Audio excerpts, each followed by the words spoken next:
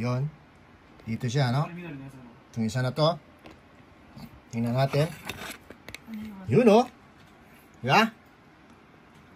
Nawala yung white screen.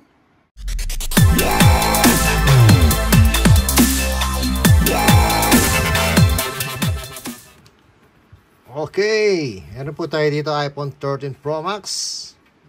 No? Common issue yung white screen o green screen. No? Tingnan natin kung makukuha natin sa yung technique natin mamaya ituturo ko.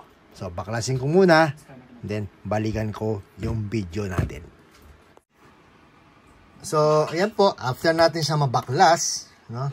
Nakakonect pa rin yung screen natin, di natin tinanggal. Ingat lang kayo, baka mapunit, no? So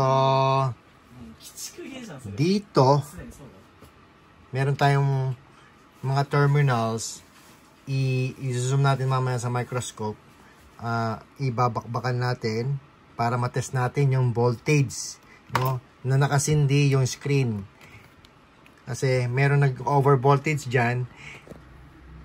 I-trace natin yung kung alin yun, yung terminal na yun, kung ano yung line na yun. Then meron tayong trick na gagawin. Mamaya malalaman nyo yan kung ano yung trick na yun. Mamaya. So, nandyan po, no?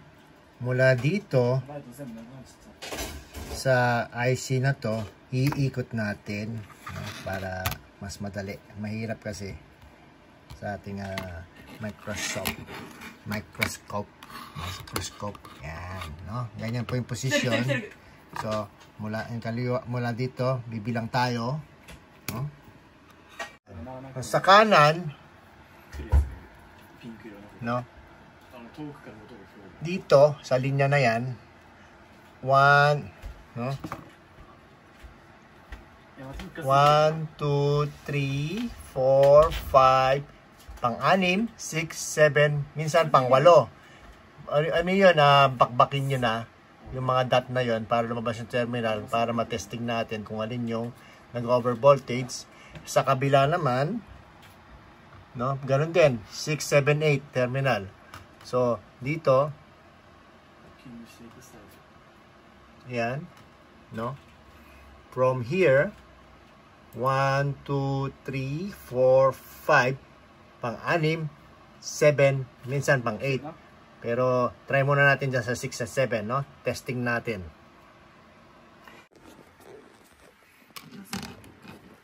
So, make sure naka-on yung yung display by pressing ilang beses, yung pipress mo ng ilang beses, di ba? Parang emergency, di ba? Para medyo matagal siya naka-on. Then, iti-test natin, no? Using a tester. Voltage mode. Negative on ground. Black on ground. No? Ground. Tapos, ito, nagbibigay siya ng 5 volts dito. Meron part dyan na ito, palagay ko ito no? Or ito 6 volts.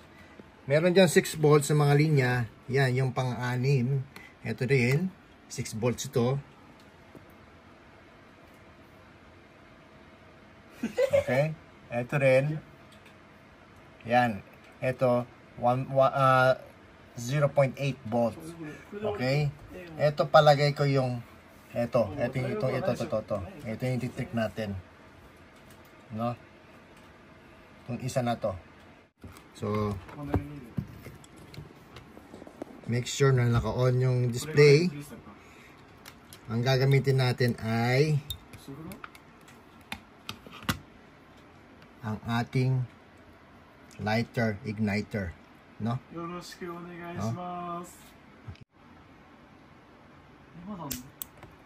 Yun. Dito siya, no? Itong isa na to.